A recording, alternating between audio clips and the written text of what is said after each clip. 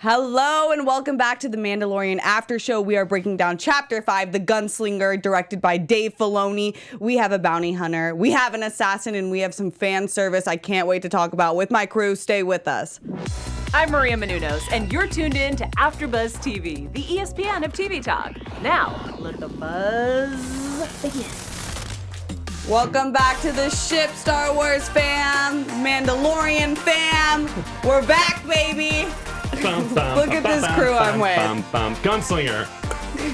They're both gunslingers for sure. All right, I'm Steph Sabraw, Chewbacca's long-lost daughter. I can't wait to be breaking down Chapter 5 with you all today. And I am joined by two lovely men in the building. Ryan Nilsen, he is the head of Popcorn Talk, and he is also on the Star Wars news show every Thursday, 4 p.m. Pacific. Thank you so much, Steph Sabraw. Psyched to be talking Mandalorian. Another great episode directed by Dave Filoni. Here we go.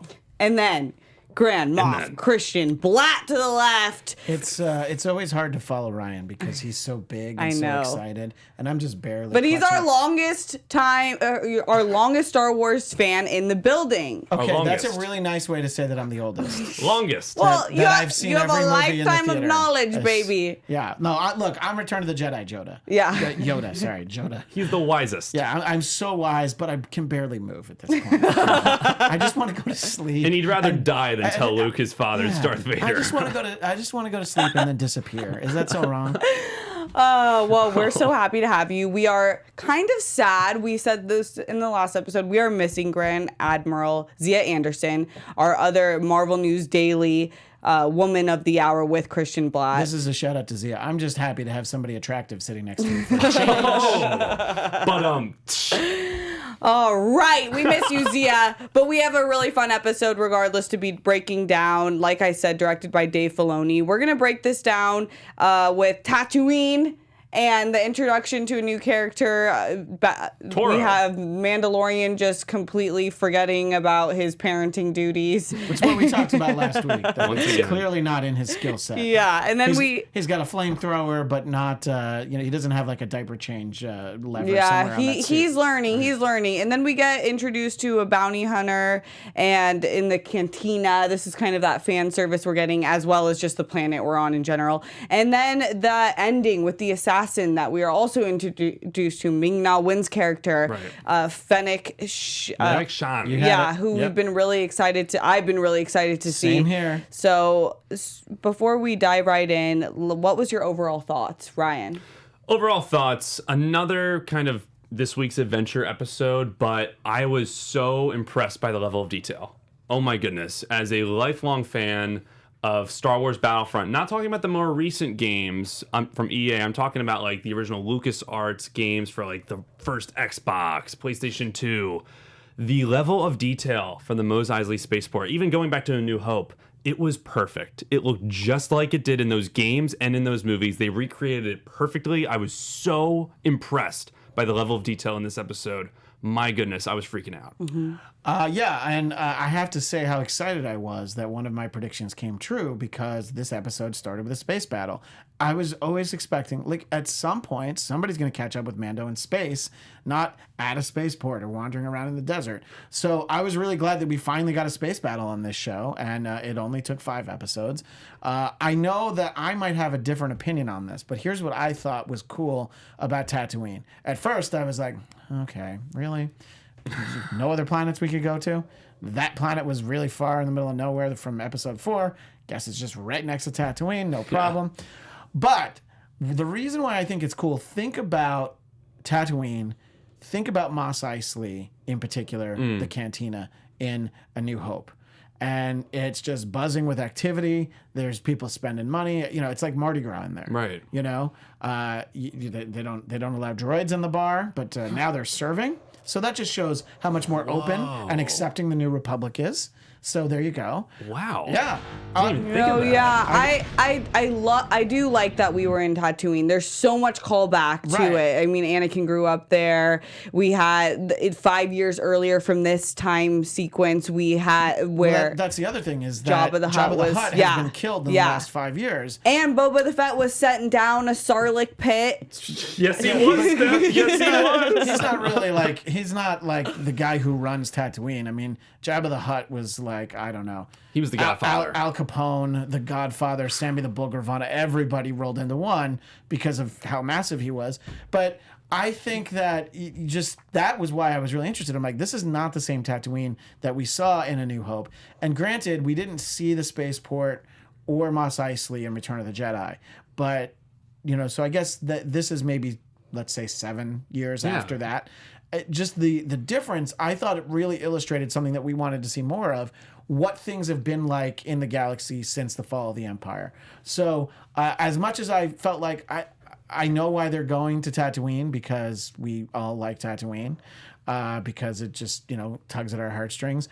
I did think it was interesting because it gave us a frame of reference. So this was a different planet. Yeah. Like, we don't know, the planet that Rey is from in Episode 7 is sort of like Tatooine, but it's different. Jakku, it's a different planet. So you can't really compare it. So when you actually see Tatooine, I thought that was really cool. I agree, and it's obviously purposeful to set a tone and the timeline, even though it's hard to kind of follow, but it's 5 years before this is 5 years Jabba the Hutt. This is 5 years. This is 5 years after Jedi. 5 years after Jabba the Hutt was slain, right? Yeah, yes. So and you can see it's a little more, it's cleaned up a little. It's not as crime riddled. You'd think like every single person in that canteen is a bounty hunter, in which there are still bounty hunters. Sure. There's still people in the guild there, but it's a lot less.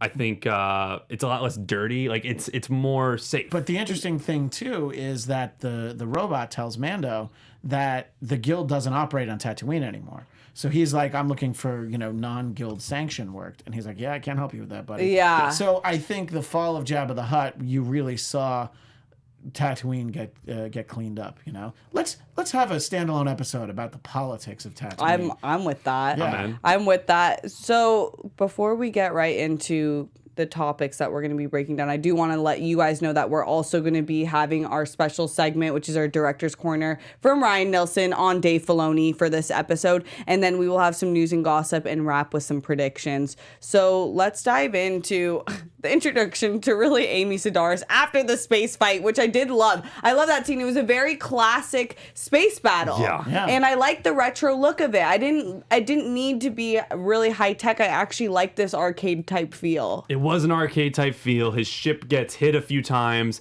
I was really curious how he was going to get out of it, and then just putting on the full brakes, knocking the other ship, and then saying, "You stole my line," and then blowing him away. I was like, yeah, that's I know, because when I heard him say that, I'm like, what? You're not about to just cop Mando's line, bro. I know. You can either come in cold or warm. You're about to blow up, bro. Yeah. I thought that was great. I thought that when he stopped short, I thought he was trying to go to light speed, but instead he just pumped on the brakes. And, I thought he was trying to go to light speed and it didn't work.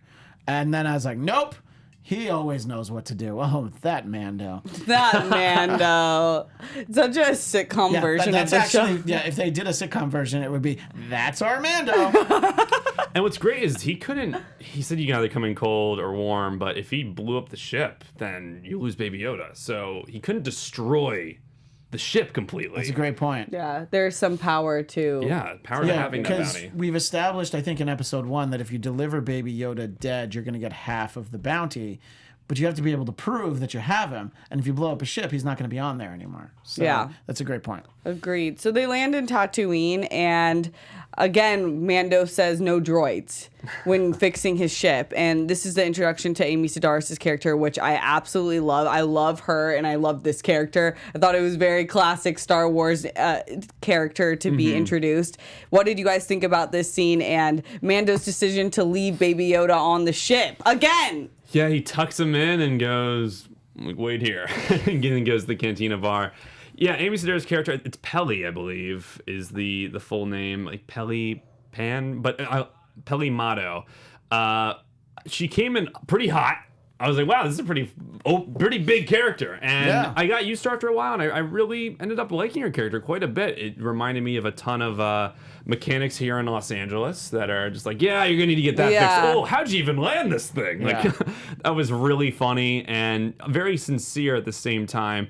So, yeah, I really enjoyed her character. And that's not the type of character you see in a lot of these, like, Western samurai films. It's usually like someone who's in distress. She is just someone who he meets along the journey, and she's very and she offers to watch over Baby Yoda, but she does it because she knows she's gonna get more money from it. Really awesome detail on that level. I thoroughly enjoyed her character.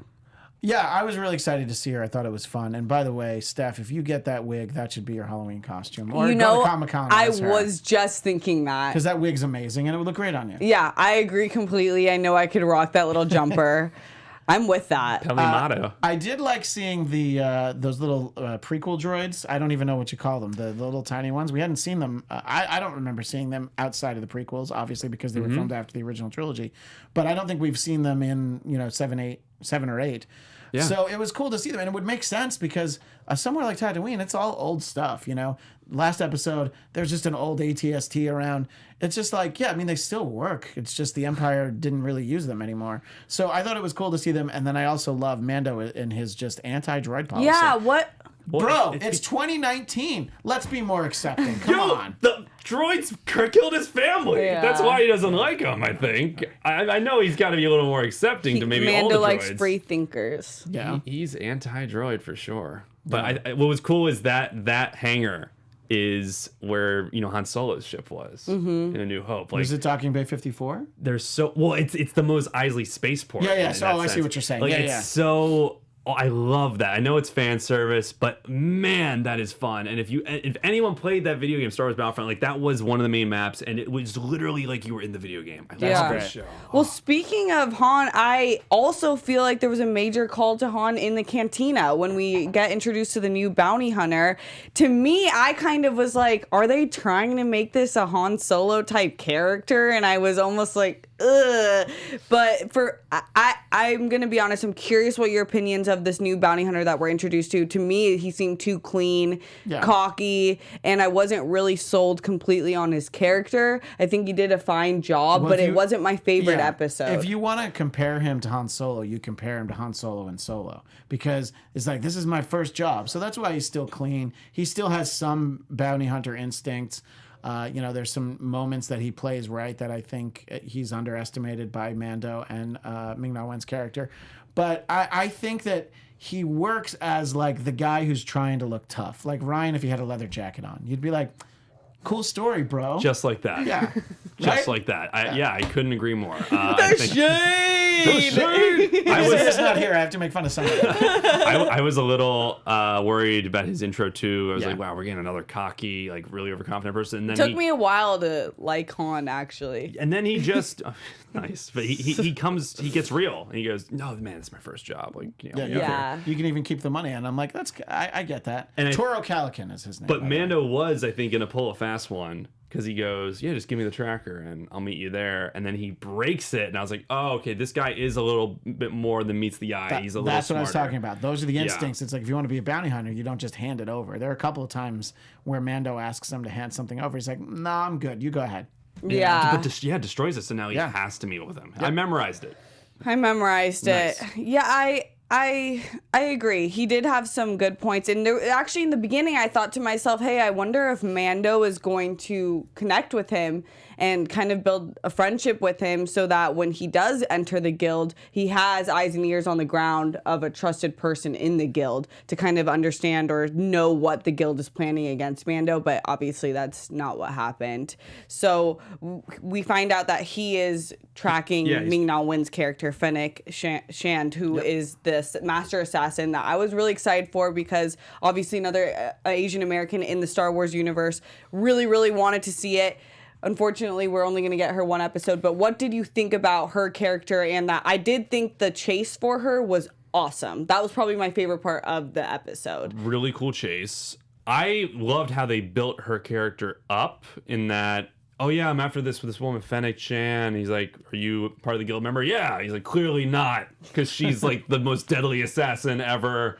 And there's no way, like, if you even get within like a square mile of her, she'll take you out. I thought that was a really cool way to like just build up how menacing she is. And I would say that any fan of Marvel's Agents of S.H.I.E.L.D. know that we see Ming-Na Wen on a weekly basis kick the asses of a lot of people. And this delivered. I saw exactly what I wanted to see out of her. And I thought that it was a cool character. very disappointing that it's only going to be on one episode. And spoiler, if you look at IMDb, she's only listed for the one episode. Whereas other characters are listed for multiples. So I won't say who. Jawa is one of them, actually. But legitimately, Jawa is in like 6 episodes. In any case, though, I thought it was really cool to see her. And yeah, I think first of all, she's a great actress, but she can fight, or whatever, TV fight, I guess. You know, she can stage fight. And I think that they made the most of her. She didn't really get hand to hand with Mando. It was really with Toro. But, I think that was kind of better because she definitely overmatched him. You know, I mean, she would have killed him if Mando weren't there. You know? Yeah. Thanks for the distraction, I believe is what he says. Her character, as well as Kara's, is giving us more world-building information. I know that they had mentioned that all of her employees had kind of been taken away due to the Republic. So we're kind of getting an idea of what is going on around each planet. But I don't know. I love the plan that Mando thought of, and I love the way that they were able to distract her while they were coming through. But it kind of sucked. But I don't know. I just wish we got her more. But I guess I don't need her more. For what her character, I just want her. Her character is not needed. No, I love her and would like to see her again, but her character's story really had to end in this episode. It doesn't make sense unless Mando's bringing her back as like a bounty, which he wouldn't be doing, by the way. He's not collecting on bounties in person from the guild because, you know, he tried to kill everyone. Yeah, I don't want to jump the gun with how, you know, she meets her demise, but I think we can get into it. I didn't want, because I did want to see her more. I think throughout the whole episode, I'm really eager to like meet this character because they've talked about her. We haven't actually seen her, and we know she's very dangerous and that she's very experienced. I think when she is killed, that was so surprising that actually made this episode. It worked for this episode really well. However, I wish that didn't have to be the thing that made this a great episode, because that was the most surprising part for me. So yeah, it's unfortunate because she's an awesome actress and a really cool character, but unfortunately her death is what actually made this episode really great. Yeah. And again, Toro did say McClunky before he shot her. I don't know if you guys were listening, but he definitely did it. How does anybody have the time to do that, by the way?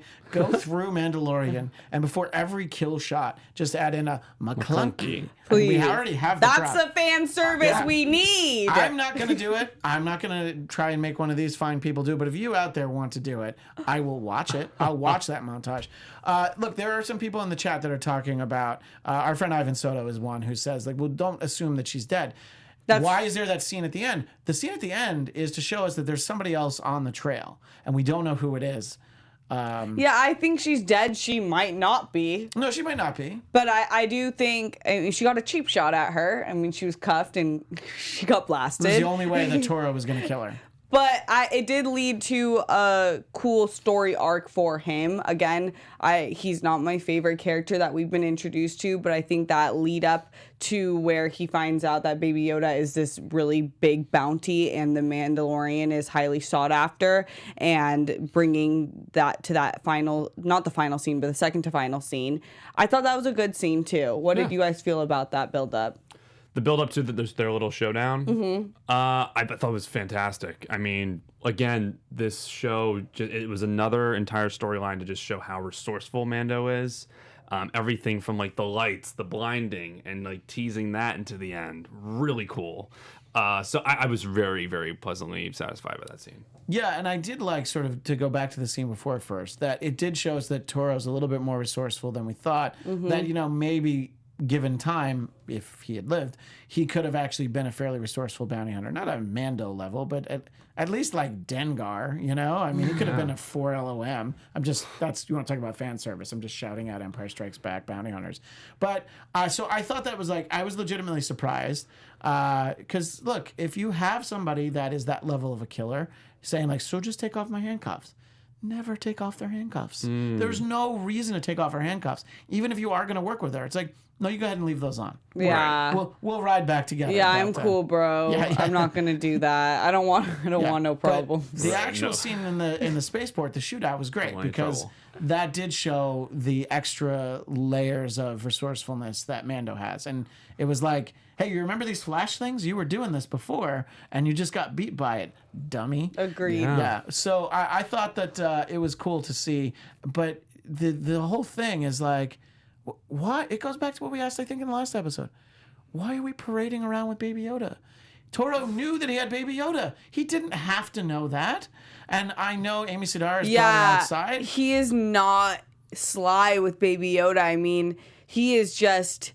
I don't know what he thinks is going to happen. This is the highest bounty that's been offered in the guild for a long time. But I do think there is something interesting to be said. I don't know if I'm reading into it too much, but Mando does have a trust for women in a lot of senses. That's a great point. It is the overlying theme from the past few episodes in terms of who he leaves Baby Yoda with and who he doesn't instantly want to kill for touching Baby Yoda is women. And he does with the bartender, with Cara, with the village people, and now with Peli. That's a great point. He does trust a lot of women. I think another thing is, as an audience, we're privileged with all these Star Wars movies and content. We know what this Baby Yoda is capable of in terms of it's force sensitive, and we know the Force is a major thing. So he really only knows this is a very valuable bounty, and that this baby, this thing, he doesn't even know the species, lifted a rhino.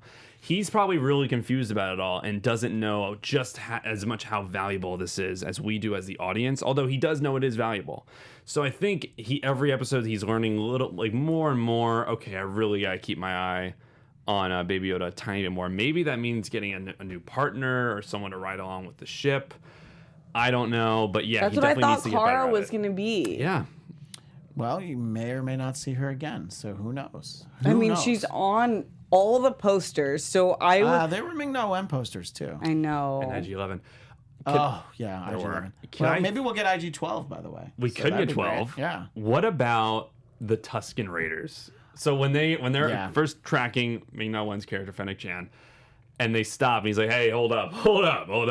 In the distance, there's something, Tusken Raiders, and he's giving the whole spiel. Great point, Rye. Yeah, they're I there with loved that. He sees them way off in the distance with their banthas. And what I liked was that the Tusken Raiders were there to negotiate. When we see them in A New Hope, they're there to steal Luke's land speeder and beat him up. You know, and Obi-Wan has to scare them away. Right. But they're like, so, you want to go through here? It's a nice pair of binoculars. It'd be a shame if anything happened to him. And it's sign language, too. That again, how resourceful Mando is. He doesn't speak Tusken No, Raider. yeah. That's where I started to not trust Toro, though, and it's an interesting depiction, and again, another realistic bit that Star Wars universe implements is the idea that who is native to land and who is not. Right. And Toro is this dickhead who is calling them filth, but Mando's like, wait. Right. They Not think to- you're filth. Not This to is get off their on a rant land. here, but you could say that about a country that some of us actually live in, as to who was here first and who the foreigners are. But I thought it was really cool to see them. I like that we got banthas and dewbacks. Because those are the two animals that you can ride around on Tatooine. We got both of them. And what I liked the most about the speeder bike sort of chase of Ming-Na Wen's character was that we had a different suite of score than we've had at any point in the other episodes, because it called for something different. So I like that they gave us something that was completely different than any of the other episodes. I want a speeder bike. That's one of those scenes Absolutely. where I wish I had what's it called? The reality VR. VR for a game like that. That'd be You wanna ride a speeder bike? Yes. It was so cool. Really well filmed. Yeah. I think there's some concept art there. Obviously, the speeder was not that high tech, but really awesome sequence. It's like an R2 speeder bike. And they even filmed the Tusken Raider interaction similar to A New Hope, where they start with the binoculars. Oh yeah, I see two of them right now, and instead of like it coming up and surprising you, they're to the left. And they're just kind of standing by, like, you want to get by? Really fun sequence. And obviously the speeder wasn't as valuable as the Luke speeder was, so they didn't even bother attempting that. What is this garbage? But yeah, like, again, resourceful. And then once the sniper shootout happens, Mando's like, let's wait till night. Yeah. Awesome. Yeah, I'm digging he's it. so resourceful. And he's smart enough to know, like, you keep watching. I'm going to go take a nap. I've been on the run for 5 episodes. That confidence. That was a funny bit when he's like taking out the gun and did aiming like at him. that. Oh, yeah. And he's like, "You done?" Yeah. Like that was really. Yeah. I thought that was And great. he's like, "Oh, okay, yeah." yeah. Oh. That was great. I like That that. was. I that reminds me of just being when you're a kid. I'm sure Christian deals with this at home where your kids are messing with you and they think that you're unaware of what they're doing. Oh, yeah. No, you always know. You children, get out of here. But yeah, then the siege happens at night. They're like, "All right, we're just gonna full speed, put the pedal to the metal." That was my favorite scene, but it does close off with, I think, the most eye-opening scene. The reason this episode kind of really happened, the big takeaway of this episode was that final scene that Christian you were talking about, where we do get the realization that someone else is here. Yeah. There's speculation that it's Boba Fett. I don't know what your mean, thoughts are. There have been what are now considered extended universe stories where he does come out of the Sarlacc pit. In all of them, he ends up going back into the Sarlacc pit. But yeah, he could. I mean, look, he's in armor. He could have survived being digested for 1,000 years. Boba Fett, unlike Mando, could fly. As much as I like that character and I love that armor, I don't want to see him. That's fan service that'll just annoy me. I don't need to see Boba Fett in this timeline. If you want to give us a Boba Fett series or movie or something, set it to before he actually died. There's no reason that we need him in this. They would have to have a really specific reason. Are we waiting to guess who that is, or are we just kind of talking? Maybe No, it's I Boba? mean that would, or just that final scene Right. that obviously someone picks up. Someone's after them. Fennec, and we can assume she's dead, but like Ivan Soto in the chat said, she might not be. Correct. And it was, I think what was even more interesting is that, they were after Fennec, not Baby Yoda. But now they know that someone else killed her. And he's like, all right, now I'm on their tail. So I don't think that this bounty hunter was strictly also after Baby Yoda, but they were definitely after Fennec. Yeah. And speculating who it is, I have a few theories. I have a theory. I have a theory for later. If he's okay, well, we'll get to it. I'll predict But it later, yeah. I think that it could be somebody that is tracking Mando, and the trail led them there, and they're like, well, this is not the dead person I was looking for. So yeah, it can go either way, though. I mean, it would stand to reason they were looking for Fennec, but I think they could actually be looking for Mando. We'll see. It was just direction wise, it was an interesting scene to have last. So I think there is some meaning because it could have closed out at that scene where the Mandalorian got Baby Yoda back and all was well. But instead they closed out on that scene. What did you think? So when that standoff and he blinds them, shoots them, Baby Yoda is in his arms when he falls, and then when they go to turn him over, he's not there. So did Baby Yoda like jump out of his grip or something? They made a point to say, Oh, yeah. And Yeah. he can So- levitate, and he can fly. He can do a lot. Yeah, of he things. definitely did We some just magic. didn't see it. Yeah. But he wasn't sleeping, so it must have been a light move. I do love every time he's sleeping, by the way. It makes you want to to anybody that's in the house, right? Shh. don't wake him up. Don't wake him up. Yeah, loved it. Well, I think that wraps up the episode coverage. All in all, it was still a rewarding episode. Not my favorite, but still great. Good moments, good fan service, and I don't think Completely. it was too much. And I was happy with it overall. Yep, it was a solid episode. Like you were saying, there's a great variety of types of episodes we're getting here. Some go deep dive into the lore of Star Wars and the Mandalorian. Some are very much homages to big westerns and samurai films and are more palpable for like your, just kind of like wandering fan. Yeah. And I think that they're doing a really good job of satisfying both. Yeah, agreed. Also, quick note before we get into our special segment, hit that like button if you're watching us live on YouTube right now. Also, leave us a comment after this video ends so we can keep the conversation going. And if you're listening to us on Apple Podcasts, give us those 5 stars. Leave us a review.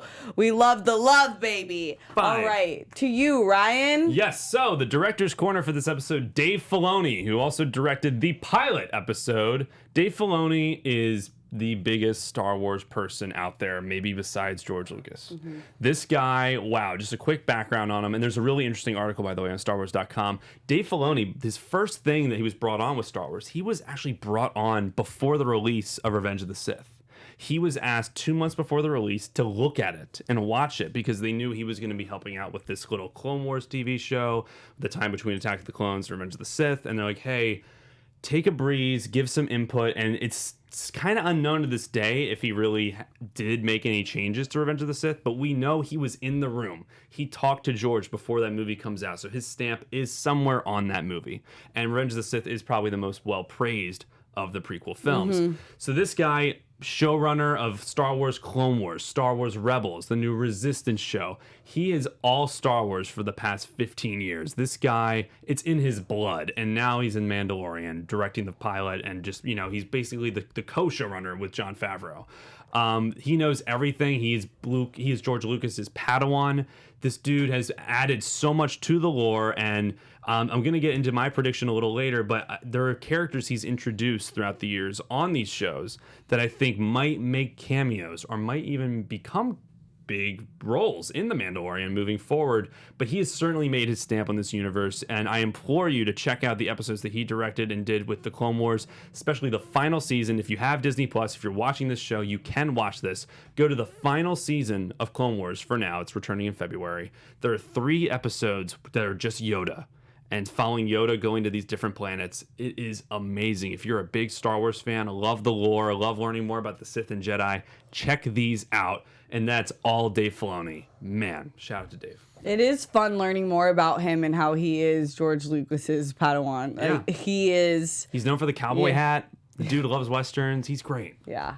Well, I think it's great that he's involved in this project because obviously anything that happened pre-Disney, you don't necessarily have to keep those people around if you're Disney, but you understand and you respect the impact he's had, and you're like, well, this is exactly the guy that we want. So, Truth. Great point. Truth. All right, let's hop into some predictions. Prediction time. Ryan, I know you had a TV few that you were really excited about. predictions. Do you want to go first? I do. He's I always do. really And excited. Jeff, I did send you a That's photo true, of this blue person. Is it Horatio Sands? This is the big prediction for who that person was at the end. Speaking of Dave Filoni, I think there's a real specific reason they got him to direct this episode, because in the Clone Wars, there is a bounty hunter named Cad Bane. The finale of season 1, Cad Bane does this infamous hostage crisis where he steals back this imprisoned member of the Jabba the Hutt family named Zero the Hutt. He takes her from Coruscant under the Republic's grip and gets away with it. The dude is so smart. He's a brilliant character, and he did not meet his demise in the Clone Wars series. I think they're going to bring him back in this series. I think he is going to encounter the Mandalorian. You can see the legs. I was pausing the frames of last night's episode to see like what the armor looked like. You can't really make out who it is from the attire, but there is a tiny cape, and as you can see, Cad Bane has somewhat of a cape. I really do think Dave Filoni doing the Clone Wars series, tying it into Mandalorian, he did this episode. I think he is teeing up bringing Cad Bane back into the series. That is my prediction. Wow. My one other prediction is another thing, just Clone Wars related. Ahsoka Tano. Ahsoka Tano is a Jedi that was introduced in this Clone Wars series. I 1000% believe Dave Filoni is so involved in this show, it would be a shame to not add Ahsoka Tano into this show. Thank you, so Ryan. excited. Christian Bladt. I kind of got nothing after that, in all honesty. Mine is not as good either. My clunky. Mine are my Yeah, clunky. mine's a little clunky, but it could just be as simple as that. It's Carl Weathers, by the way. You know, That's it's totally just right. like he's like on the trail. Look, in this galaxy, a lot of people wear capes. Nobody wears more than Lando, but Yeah. there are other people. There are people in the chat that are talking about Moff Gideon, and there's other characters with capes. I can't pretend I know who that is. I'm just addressing that somebody. Well, mentioned in the so chat. that's gonna actually Giancarlo Esposito's Yeah. character, who we haven't seen yet in this series, but we know he's in this season. So we know we know that Gus from Breaking Bad is actually in this season. So yeah, I mean, it would make sense. He's a great actor, and I think that you're right, and we'll see elements of Clone Wars. My thing with like bringing Clone Wars into this time period, it's like, where you been the last like 6-7 years? You know, where do they all go? And it's fine, just explain it. I'm it's not a even fair saying they point. couldn't be there. Hello. It's a Giancarlo fair Esposito, point. yeah. I think that's a really good point, Christian. I think just the aspect of it being a bounty hunter is the one reason why I'm like, if it is a bounty hunter tracking, absolutely. Mando, that there's no excuse to not bring a character like him back. Yeah, that'd be awesome. And look, they've established that when they like characters that were part of extended universe, which I know Clone Wars isn't, but like the fact that Rebels brought in Grand Admiral Thrawn, who was a novel and comic book character for stories that were all kind of picked up in a big Etch-a-Sketch and shaken away by J.J. Abrams, and really by Disney, by the way. Yeah. But they like the character so much. So there's no reason that you can't see him. So I think that would be cool, though, because I would like to see a real life, depiction of that costume in particular. Yeah. I don't know what I think. I don't necessarily think that last character was Boba Fett. I will say I saw this really interesting tweet where it did a side-by-side of the sound of the boots walking up to Fennec's body and in a scene in Empire Strikes Back where Boba Fett enters and it's the same sound. Whoa. Okay. Yeah. Steph, that is next level, okay? But they're walking on sand. But there's It shouldn't it's make the any bells sense. and whistles. Bojangle. A Bojangle. There's a His Bojangle. keychain? Yeah. He has one of those wallet His keychains. shoelaces. Yeah, so 'Cause like he's gonna he go to can a Green twerk Day while he concert walks. after he gets a bounty hunter. Exactly. No, that's cool though. That's just the element of stuff that I love. Even if that's not right, I love when people take the time to be like, well, look at this. It sounds Yeah, the to same. identify. I'm going to scene. change my guess. You know who I think it is? McClunky. I wish. All right, let's get into some news and gossip before we wrap this episode. Without a doubt. AfterBuzz TV News. Ding, ding, ding, ding, ding, ding, ding, ding. So again, this show is blowing up. It's Disney Plus's big hit. Big news and gossip this week is, we're less than 2 weeks away from Star Wars From Rise of the 12/20. Skywalker. Like, come on. We're so excited. TV spots are coming out every week, as we were talking about for last episode. The big news for this one is it's Dave Filoni related. Dave Filoni has been tapped on. He's going to be involved in season 2 of this show, as well as the Obi-Wan series. And again, directing this episode. He's also saying, the Clone Wars season 7. We're getting a season 7 strictly for Disney Plus in February. He did say in an interview this week that elements of Clone Wars are going to relate to these new live-action Disney Plus shows. That's Mandalorian, that's Obi-Wan. They're all going to tie in a little bit more. Wow. So if we don't get Cad Bane like I was predicting in Mandalorian, we might get him in that final season of Star Wars Clone Wars. And I just saw some people in the chat saying, don't forget about Rebels. Yes, Rebels, another show he was all about, and that had a Mandalorian character as well with Sabine. And kind of tagging off that, it was interesting because there's a lot of press for Rise of Skywalker. John Boyega was asked about Disney Plus and perhaps a storyline following the Rise of Skywalker, and he said, "Don't you Disney Plus me," which is kind of some slight shade. But then he kind of reversed and said, if Daisy Ridley and Oscar Isaac signed on, then maybe I would be down for something like that. But right now, it seems like the entire cast of Rise of Skywalker is very, very satisfied with what they did with the film, and kind of are okay stepping back and doing other things now, which I think career-wise is the smart choice too if they want to act in other films. They're all just mad because Disney made it very clear. I know a few people who work for the company that no one was getting comps of Disney Plus. So I bet Daisy Ridley and John Boyega had to pay for it. Maybe they did the 7-day trial. Wow. But my understanding is that they don't have it. Somebody in the chat mentioned, and I think the name, David Tapia mentioned that what he understands is that season 2 trailer for Mando would premiere at Star Wars Celebration, which is August 27th through 30th, 2020, at the Anaheim Convention Center. Just a 40-mile, 3-hour drive down the road from here. That's a long time to wait, though. I mean, it probably wouldn't premiere before November, though. I mean, they're going to need a year to do a second season of the show. That's a great guess. I think they're right. What better thing to show? You don't have a movie trailer. I can agree. It's gonna be probably the trailer. Maybe we get a trailer for that Obi-Wan show that we don't really know what the date is on it, right? Show. Yeah.